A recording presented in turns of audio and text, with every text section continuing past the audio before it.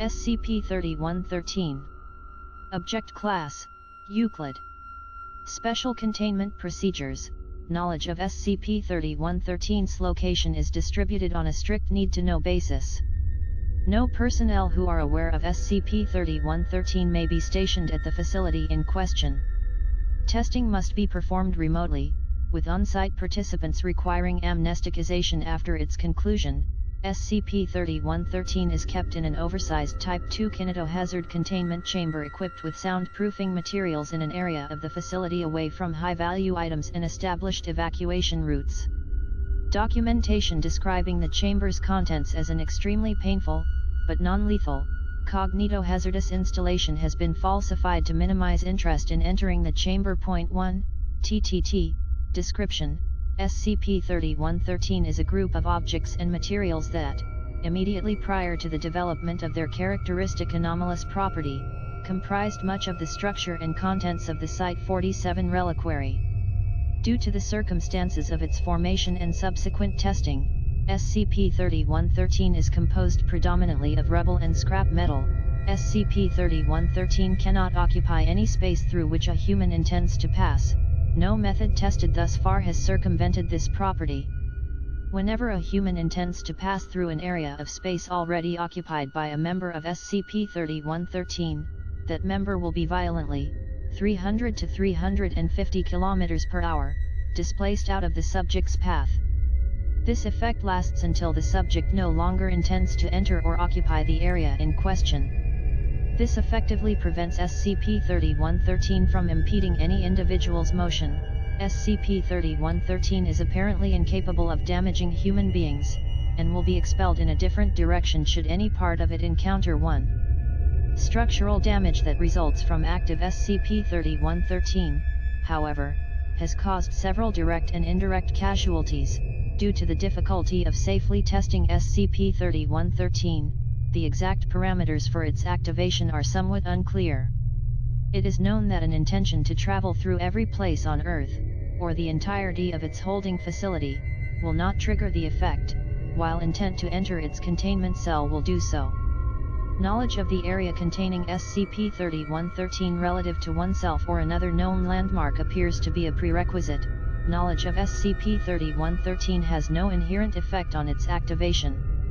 As most subjects do not believe themselves capable of entering an area of space occupied by solid objects, SCP-3113 is usually activated by subjects who are unaware of its exact position or who are aware of its anomalous property. The circumstances of SCP-3113's recovery suggest that it was implemented as a method of efficiently extracting an artifact from the Site-47 reliquary.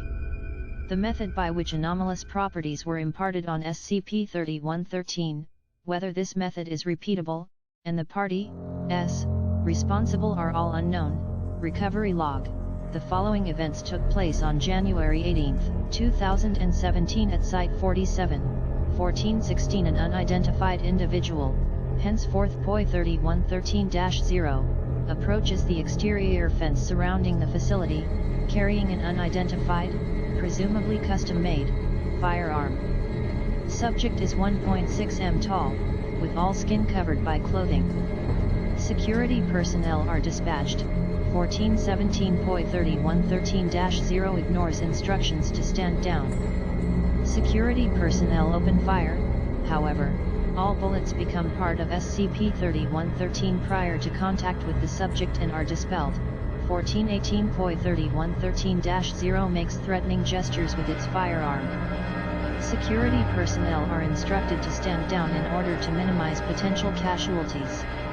Subject approaches an exterior wall, belonging to the Site-47 reliquary, at a walking pace. A response team is dispatched.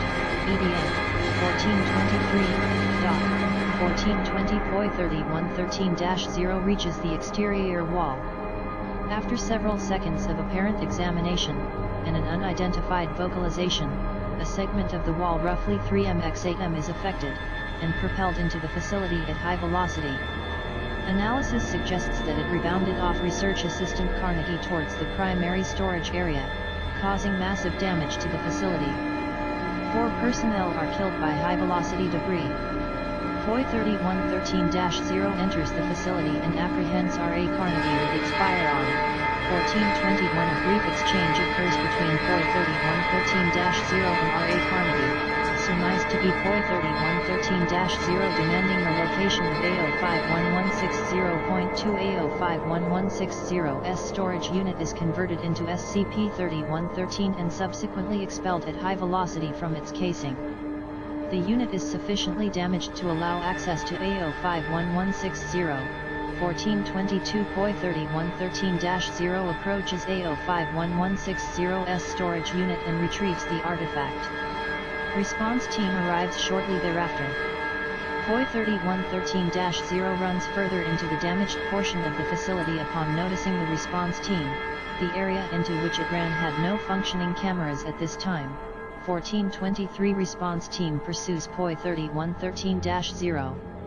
Shortly thereafter, the response team reports an inability to locate POI-3113-0. Subsequent investigation fails to identify POI-3113-0's location or means of egress. Footnotes 1. Initially, the falsified documentation described the chamber's contents as highly lethal. This was altered after Incident 3113-D6, in which containment was breached after a staff member decided to enter SCP-3113's cell as a means of committing suicide, and Incident 3113-E11, in which a Chaos Insurgency cell resolved to steal the chamber's supposed contents for weaponization purposes. 2. A05116.0 is a mummified human leg, purported by some legends to have belonged to Redacted.